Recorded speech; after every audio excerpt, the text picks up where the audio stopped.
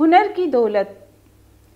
کسی جزیرے میں ایک امیر آدمی رہتا تھا جسے شکار کا بہت شوق تھا، مگر شکار کو جاتے ہوئے ایک جگہ کسی غریب ٹوکریاں بننے والے کی زمین پڑتی تھی۔ اس زمین میں نرسل اگے ہوئے تھے۔ اس کھیت کی ناہمواری اور نرسلوں میں سے گزرنے کی تکلیف امیر کو بہت ناگوار معلوم ہوتی تھی۔ ایک دن امیر نے غریب کو بلا کر کہا، تم زمین ہمیں دے دو۔ غریب نے جواب دیا، حضور، میرا تو گزارا ہی اسی پر ہے، میں بیچنا نہیں چاہتا۔ اس پر امیر ناراض ہو گیا۔ پہلے تو اس نے غریب کو خوب پٹوایا، پھر زمین پر اگے ہوئے تمام نرسلوں کو آگ لگوا کر جلا دیا، جس پر غریب روتا ہوا بادشاہ کے پاس چلا گیا۔ بادشاہ نے امیر کو بلا کر تمام حال پوچھا تو امیر نے جواب دیا، بے شک میں نے اس ذلیل آدمی کو اس لیے مارا اور اس کے کھیت کو جلایا ہے کہ اس نے میرے حکم کی تعمیل نہ کی تھی۔ بادشاہ نے فرمایا، تم نے دولت کے جھوٹے غرور میں ایک بے گناہ غریب کو ناحق تکلیف دی اور بڑا نقصان پہنچایا ہے، حالانکہ تمہارے پردادا اس سے بھی زیادہ غریب تھا، جو ہمارے ہی گھرانے کی دولت سے اتنی دولت کا مالک ہو گیا، جس کے برتے پر اس وقت تم اتنے مغرور ہو رہے ہو۔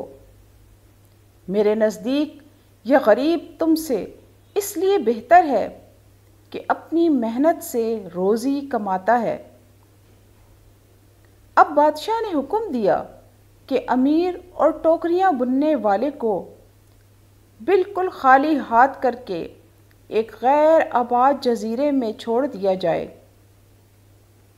اس حکم کی تعمیل میں دونوں کو ایک ہفتے کے لیے ایک ایسے جزیرے میں اتار دیا گیا جہاں صرف جنگلی آدمی رہتے تھے۔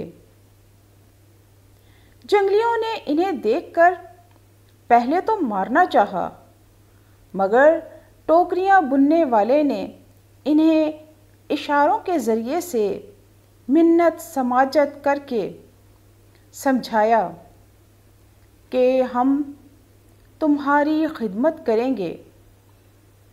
ساتھ ہی وہاں سے نرسل لے کر ایک ٹوپی بنی اور ایک جنگلی کے سر پر پہنا دی۔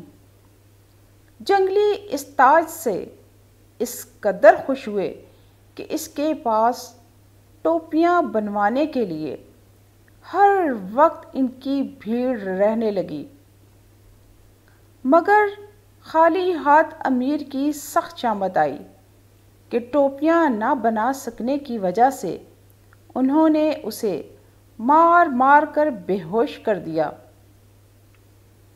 آخر امیر نے تنگ آ کر ٹوپیاں بننے والے سے کہا، اگر تم مجھے ان وحشیوں سے چھڑوا دو تو میں گھر پہنچتے ہی آدھی جائیداد تمہاری نذر کر دوں گا۔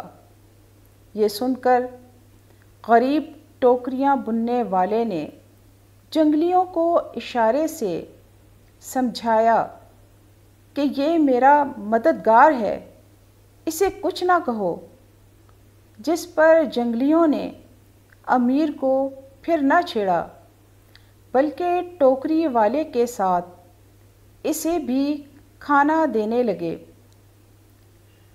چوں توں کر کے ہفتہ ختم ہوا تو ایک سرکاری کشتی آ کر انہیں یہاں سے پھر بادشاہ کے روبرو لے گئی، مگر اب تو امیر کی یہ حالت تھی کہ کاٹو تو لہو نہیں بدن میں۔